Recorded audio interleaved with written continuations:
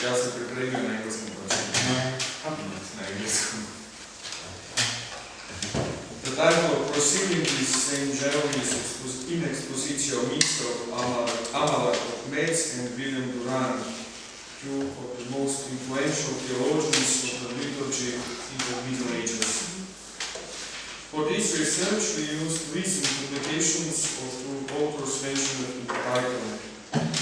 First is Frankish theologian Amalak of Metz, and the other of theologian of liturgy from the 13th century, William Durand, whose work became fundament of medieval liturgical orders and especially after Tridentine Council.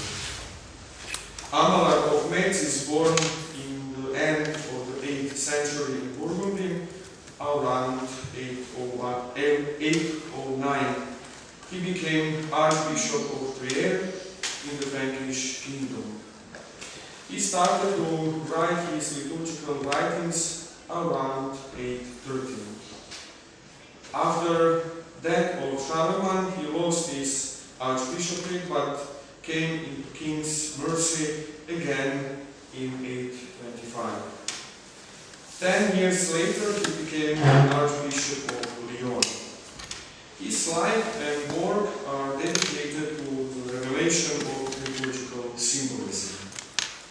William Durand is born in 1230 or 1231 in the French town Huismont near Béziers.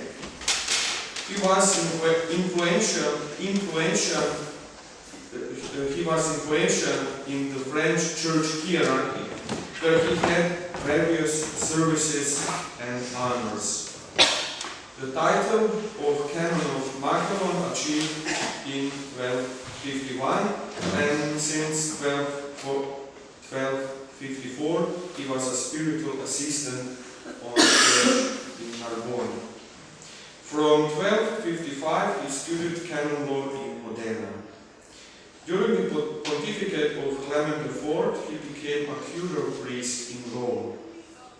He was in the service of the general auditor in the cause of the Holy See, chaplain and governor of Papal State. For the Bishop of Mende, he was appointed in 1285. Pope Boniface VIII offered him the bishopric of Ravenna in 1295, but he rejected that offer.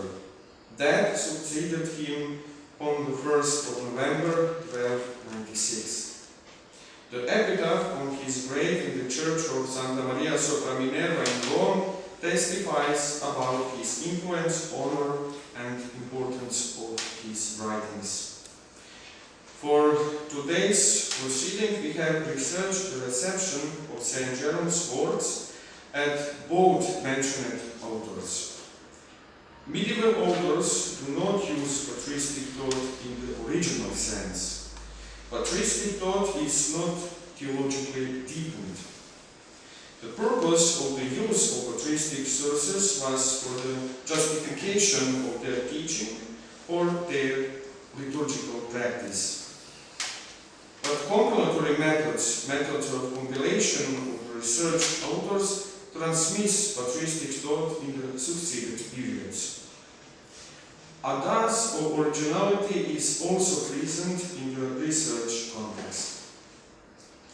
One of the most known works of the Carolingian liturgist Amalak of Metz is Liber Officialis, or the Ecclesiastical Officio, or on liturgy.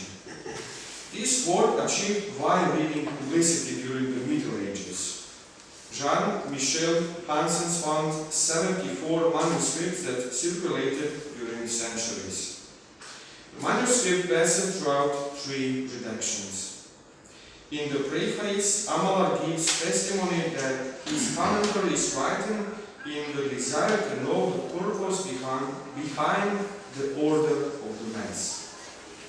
The originality of Amalak as the writer of a liturgical treatise is the use of the allegorical method of interpretation. For Amalak, The liturgy has an allegorical meaning, just like the sacred scripture. Many of Amalar's interpretation might look like arbitrary. With the use of the allegorical method, he wishes to demonstrate that the architects of liturgy or liturgical celebrations are like the writers of the sacred scripture. He points out that divine inspiration followed writers of the sacred scripture just as it followed the writers of the liturgical text. Thus, it is not surprising that he used patristic text, the commentaries of the sacred scripture, for the confirmation of the allegorical interpretation of liturgical celebrations. For that reason, he often referred to the text of Saint Jerome. Among 4 books of Amalar that we have researched, works of Saint Jerome are cited 65 times. Amalar used various writings of Saint Jerome, but especially his commentaries on the sacred scripture. Among the commentaries on the Old Testament, Amalar cites commentary of the prophet Isaiah that is cited in 10 places. Other commentaries are on the prophet Zechariah, Joel, Ezekiel, Habakkuk, Hosea, and Daniel.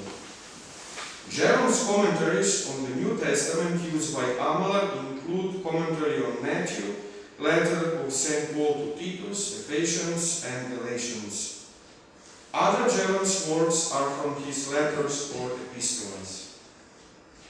Other patristic sources that Amalar used in his work include work of Saint Augustine, Ambrosius, Beda Venerable, Cyprian, Gregory the Great, Gregory of Nazianzus, Ignatius of Antioch, Rabanus Maurus, Isidore of Seville, Gregory of Tours, and others. Saint Jerome is the most common author in the citation in the Liber Officialis.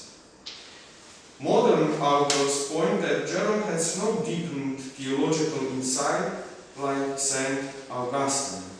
However, the honor that Saint Jerome achieved with the translations of sacred scripture and by making commentaries became the foundation of his acceptance by the Frankish theologian and liturgical teachers like Amalar. Further, Amalar used Saint Augustine due to his theological insight, and Jerome due to his methodology. The reception of Saint Jerome is also researched in the writings of William Durand. Durand writes his liturgical treatise called Liturgical Expositions at the height of the time when various liturgical expositions are written. Durand is not the least composer of liturgical expositions, but is the most prosperous. Durand's liturgical exposition, Rationale Divinorum Officiorum, is the second printed book in the world, and this is the indicator of his value. For this research made for my doctoral thesis, I have found many patristic texts that Durand used for the compilation of his exposition. Durand is entirely dependent on his literary ideals. His exposition is a compilation of various sources. Since it is about the expert of the canon law, most of the sources are medieval canon law literature. Concerning methodology, the structure of included liturgical issues, Durand is entirely dependent on his predecessors in writing liturgical expositions, like Amalar, Pope Innocent III, and Johannes Berendt. Unlike Amalar, who is original in method, Durand relies on his predecessors. Liturgical symbolism, and Durand is trying to be a teacher of the clergy of the 13th century that was untaught in the liturgical symbolism. Timothy Thibaudot, a pioneer of the modern research of the medieval liturgical expositions, find Durand's originality in his method of compilation. Among all the patristic texts used by Durand, none of them does stand by quantity. All the authors cited in his expositions are equally used, so that Durand could make his conclusions with arguments. In this place, I will present general words within Durand's exposition, especially those that have ecclesiological implications. Durand is also a composer of the first Greek treatise, Ecclesiology, incorporated in the liturgical treatise. 15 of citation are in Rationale Divinorum Officiorum. Most of these citations could be found incorporated in the canon law literature used by Durand. Such is the conclusion of Timothy Thibodeau and Anselm d'Avril, editors of the Durand publication by Brill. Durand approved ecclesiological issues, use citations of Jeron's commentaries on the sacred scripture, Amos, Micah, Isaiah, Ezekiel, and Daniel, then a letter to Ephesians, to Titus. And besides that, in the ecclesiological context, Durand used Jeron's word, interpretation of Hebrew names, and Epistole ad Rusticum Monachum, ad Evangelium Presbyterum, ad Negotianum, and ad Versus Jovidianum. Further results of my research will be presented in the writer paper. But in the end, in conclusion, we would like to point out the reception of St. Jeron within the liturgical expositions of the most influential medieval authors. The use of patristic theology in the Middle Ages serves in the order to develop original theological methods. In this way, Abelard builds his allegorical methods on the interpretation of liturgy based on Jeron's allegorical interpretation of sacred scripture. Throughout the Middle Ages, liturgical expositions are written using this method, and in this way, patristic thought is transmitted in succeeding periods.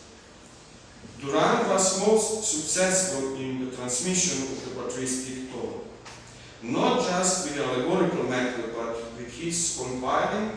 He managed to transmit the whole series of patristic texts.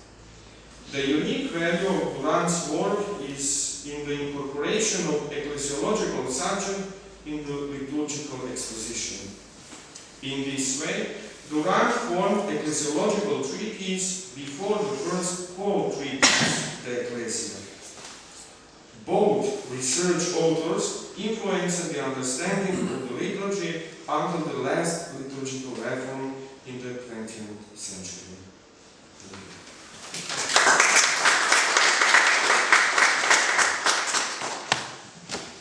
We will continue